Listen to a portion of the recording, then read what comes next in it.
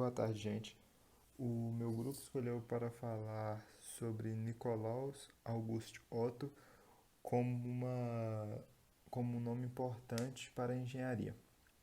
É, o grupo ele é composto pelo Augusto de Oliveira, Beatriz Pontes, eu, Gabriel Saraiva, o Matheus Henrique e o Marcos Alberto.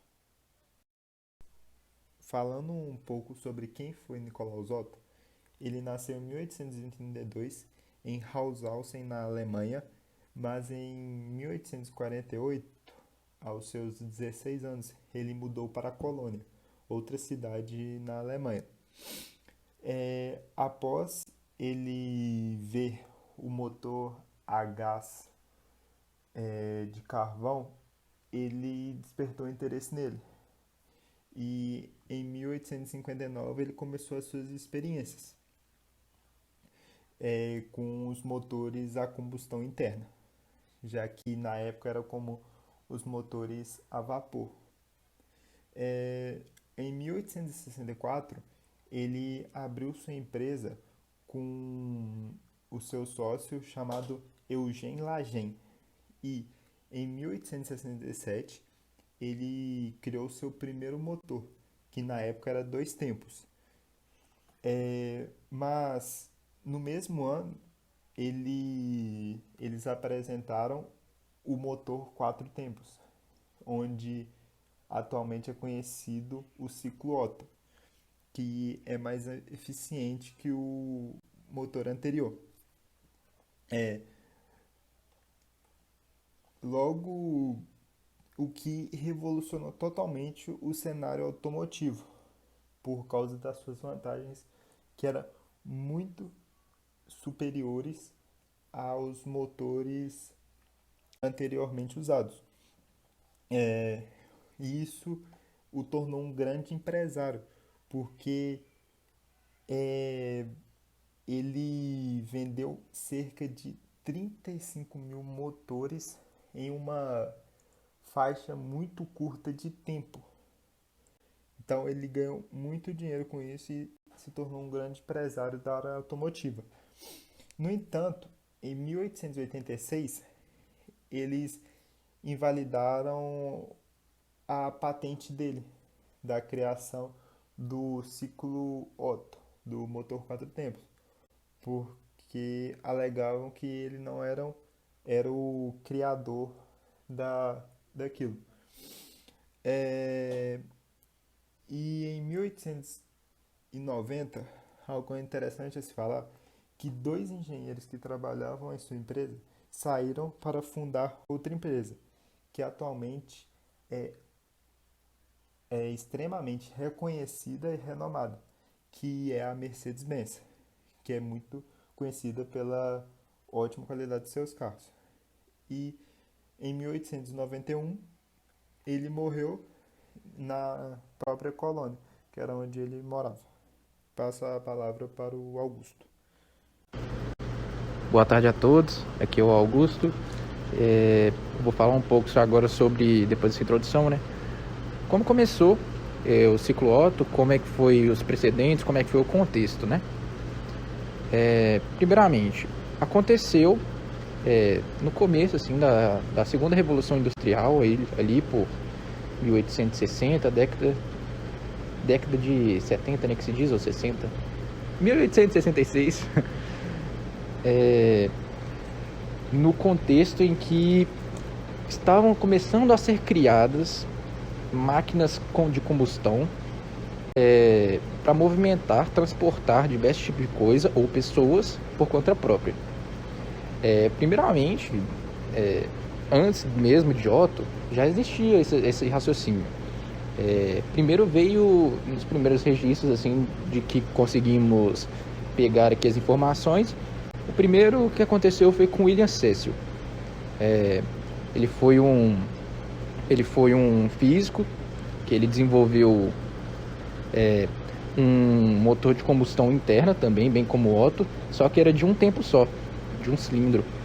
E por mais que ele conseguisse mover, transportar certas coisas por conta própria, era muito fraco e era de pouca e de sonoridade muito alta.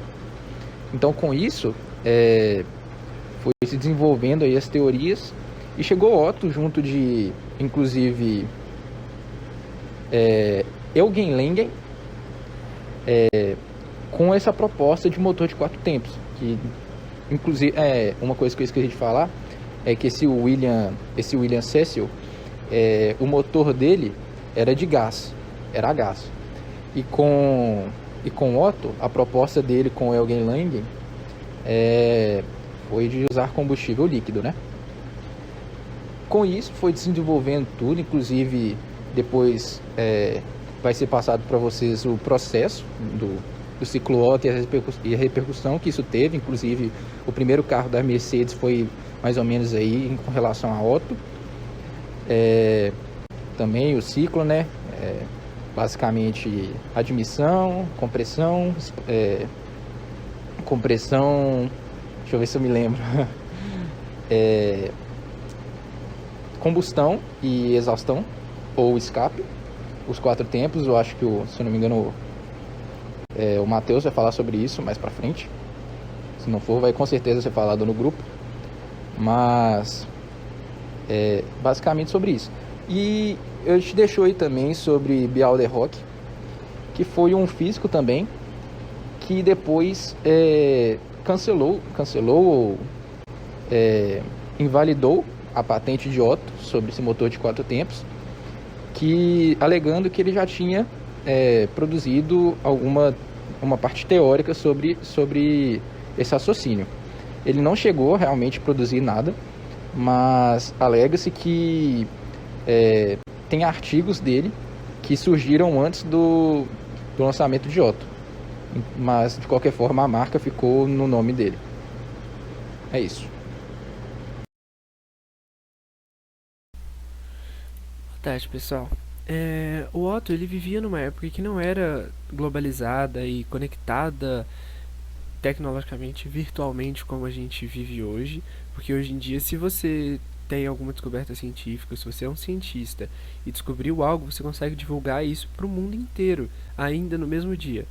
Todas as informações sobre sua pesquisa, seu projeto, até mesmo aquele trabalho que a gente fez relacionado ao teste empírico, são trabalhos e testes científicos que qualquer pessoa no mundo pode ter acesso, e a gente poderia ter divulgado ele no mesmo dia em qualquer lugar. Como na época não era assim, tinha-se um pouco de simultaneidade nas descobertas. Não só em relação ao Otto e ao ciclo de Otto, mas qualquer outra descoberta no mundo. O melhor exemplo, né, o mais claro e mais famoso talvez, seria o do avião, a invenção do avião, quem que inventou primeiro, se foram os irmãos Wright ou se foi o Santos Dumont, sabe? Ainda tem um pouco de debate sobre isso, mesmo tendo algumas descobertas e alguns documentos que mostram uma diferença entre as descobertas, né? Mas, enfim, aqui no nosso caso, o Afonso Belder Rochas, que é esse da primeira foto, ele foi o nome mais importante, não foi o único, mas foi o nome mais importante a desenvolver toda a parte teórica do ciclo de Otto. Então esse gráfico que vocês estão vendo no final ali, é um gráfico que foi idealizado por ele, sabe? Pelo Afonso. E o Otto, ele foi responsável pela primeira construção do motor, ou algo mais próximo de motor, né? Porque lógico que ele não ia construir um motor igual a gente enxerga hoje, né? Ele não tinha todas as ferramentas para isso. Mas ele construiu algo muito próximo e algo que tivesse o funcionamento perfeito de um motor que o Afonso e ele e todos os outros responsáveis por essa idealização estavam trabalhando. Hoje em dia a gente chama o ciclo de Otto, né, de ciclo de Otto, e sem lembrar das outras pessoas que estão por trás disso, mas meramente por uma homenagem, né? A gente não está aqui, quando a gente vai falar o ciclo de Otto, ensinar o ciclo de Otto, aprender o ciclo de Otto, a gente não está aqui preocupado com quem fez, quem inventou, a gente está preocupado com o funcionamento e a explicação teórica dele. Então, esse livro, essa foto, na verdade, essa terceira foto aí, a gente tirou de um livro mais antigo, e nesse livro mais antigo tá ali o ciclo de Belder Rochas e Otto. E nessa época aí, quando o livro foi publicado, ainda se considerava o nome do Belder Rochas, do Afonso Belder Rochas, justamente pela importância que ele tinha na idealização teórica desse gráfico e todo o funcionamento do motor. Mas como os meninos falaram ali, né, da importância do Otto, e mais pra frente a gente também vai falar um pouco mais sobre essa importância, ele de fato foi o que criou fisicamente, deu uma prática para essa teoria, sabe?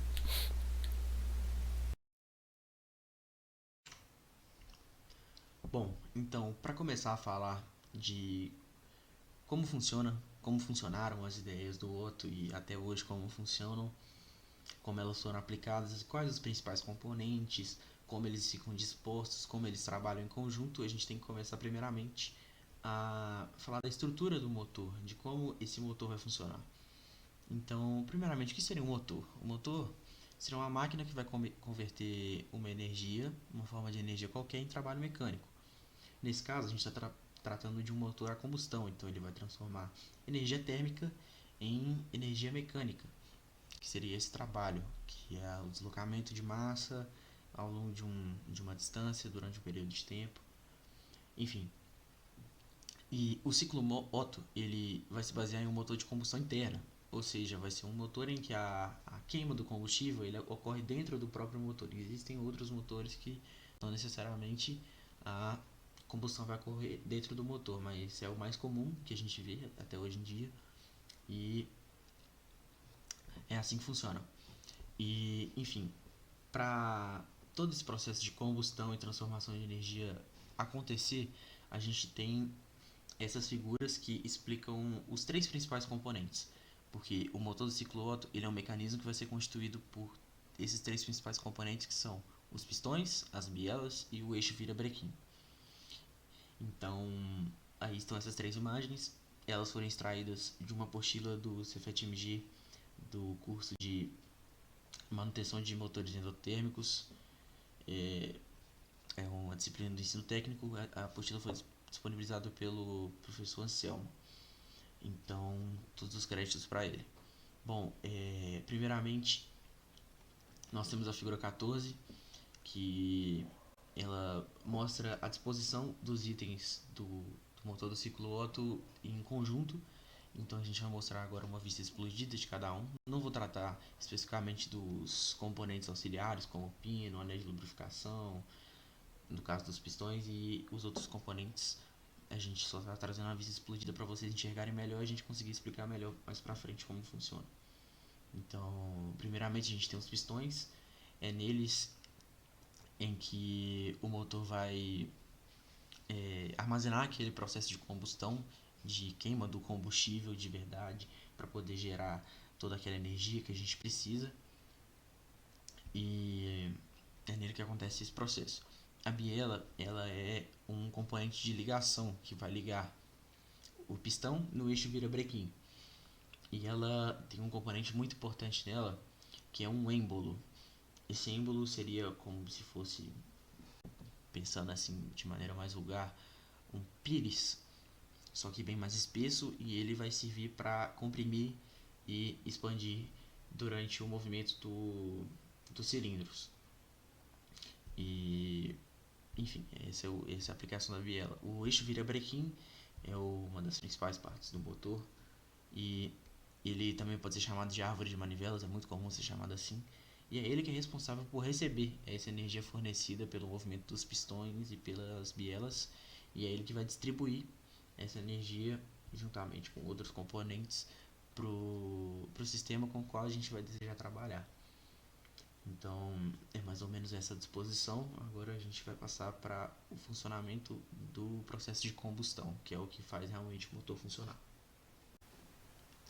Então, agora tratando um pouco mais sobre o processo de combustão, na verdade ele é bem simples, a gente consegue ver aí no GIF todo o movimento, a gente percebe ali que a parte mais acinzentada é a biela e a parte mais clara seria o eixo virabrequim, enquanto aquela parte está recebendo diversas cores ali diferentes, é a parte interna do pistão. Então, é, esse processo de combustão do ciclo Otto ele é baseado na ocorrência de quatro tempos, com primeiramente o tempo 1, que é o tempo de admissão. Então a gente consegue ver ali acima duas válvulas, né? A válvula da direita é a válvula de admissão e a válvula da esquerda é a válvula de exaustão ou de escape. Essa válvula da direita ela vai se abrir durante o tempo de admissão e ela vai receber uma certa quantidade de ar fixa, e esse ar entra através da diferença de pressão. Ele é forçado a entrar através dessa diferença de pressão da parte interna do motor com a pressão atmosférica. E em seguida, depois dessa etapa de admissão, a gente tem a etapa de compressão, em que o êmbolo, juntamente com a ajuda do movimento da biela, ele vai subir e vai comprimir aquela quantidade de ar bastante até chegar num volume específico, que é o volume da câmara de combustão. Ele não vai comprimir até o final, mas vai comprimir bastante. E assim que chega nesse limite de compressão, que também é calculado, ele vai receber uma certa quantidade de combustível, que normalmente pode ser gasolina, né, neste caso, e ele vai receber uma certa quantidade de combustível que vai ser dosada, e assim que ele receber essa certa quantidade de combustível, ele vai juntamente com o ar ficar bastante comprimido. Logo após isso, a gente tem a etapa de combustão, que depois que chega nesse limite de compressão e realizar toda essa mistura, o motor vai ser responsável por jogar uma centelha elétrica dentro da câmara de combustão ali, e isso vai transformar uma mistura que estava a uma temperatura não tão alta, relativamente alta, porque estava comprimido, mas não tão alta, e uma mistura com uma temperatura muito alta, muita energia cinética, e essa energia cinética das moléculas da mistura vai fazer com que o êmbolo desça, e no que esse êmbolo descer, e vai gerar movimento para a biela e consequentemente para o eixo virabrequim, e é nessa etapa que a gente realmente tem essa produção de energia que a gente tanto desejava. E no tempo 4 é o tempo de exaustão, em que a válvula de exaustão, que seria a válvula da esquerda, abre, e os dejetos dessa combustão saem por essa válvula e vão para o sistema de exaustão do motor. Enfim, é mais ou menos assim que funciona. Bom, então, como os meninos citaram aí anteriormente, né, falaram da biografia, de como foi o processo de conhecimento dele a respeito de motores, e também explicou o ciclo de Otto, eu estou aqui para falar sobre o motor de Otto. E sim, na época, ele foi uma coisa assim surpreendente, né? Foram diversas vantagens. E essas vantagens duram até os dias de hoje. Só que assim, a gente pode ver que com o avanço da tecnologia, algumas vantagens de antigamente, hoje em dia são até desvantagens, né? Vou citar mais para frente o que eu tô falando. Então, assim, na época foram muitas vantagens e eu vou citar 3 agora. Primeiramente, foi a questão do peso, porque como esse motor de combustão interna, ele não precisava de reservatório de água, né? Porque a água nos motores anteriores, ela precisava ser aquecida, né? Então precisava de um reservatório e de combustível, como a lenha, para ser queimado e aquecer. Então, assim, com o motor de combustão interna, evitou esse reservatório e o combustível como a lenha, que serviria para queima, né? E a questão que eu falei da desvantagem de hoje em dia é que como a gente teve avanço na tecnologia, né? Hoje em dia os motores são assim bem mais leves do que o motor inicial do Otto, né? Então a gente pode ver que para a época foi uma vantagem, mas que hoje em dia a gente sabe muito mais sobre como reduzir o peso de um motor, né? A outra vantagem do motor de Otto é em relação ao consumo de combustível, né? Mesmo consumindo benzeno, ele consumia bem menos do que um motor de combustão externa. Então, assim, essa diferença já foi muito bom, né, em questão até econômica. E, por fim, foi a potência. O motor de combustão interna, ele possui uma potência, assim, muito maior do que o motor de combustão externa. Enquanto o motor de combustão externa está consumindo muito combustível e gastando muita energia para produzir a mesma potência, né? O motor de combustão interna, ele tem a explosão de combustível e gera a mesma potência. Então, essa foi uma grande diferença, eu acho que é até a mais importante em comparação aos outros motores, porque engloba tanto a parte do peso, né, quanto a parte do consumo. Então, assim, a questão da potência foi de fato a maior vantagem. Então, a gente pode ver, né, que o motor de Otto, além de leve e compacto, ele oferece uma versatilidade em comparação aos motores a vapor sem igual. Ele tem sua importância estendida até os dias de hoje, como eu falei, né? teve muito conhecimento depois disso. A tecnologia avançou muito mais depois dessa pesquisa dele, né, dessa invenção dele. E a gente vê que hoje em dia serve para diferentes aplicações que para servir a força de trabalho do homem, né? Então a gente pode ver que o Nicolaus Augusto Otto foi uma pessoa muito importante para a engenharia e para tudo que a gente conhece até hoje, né? Todas as produções que utilizam esse tipo de ciclo.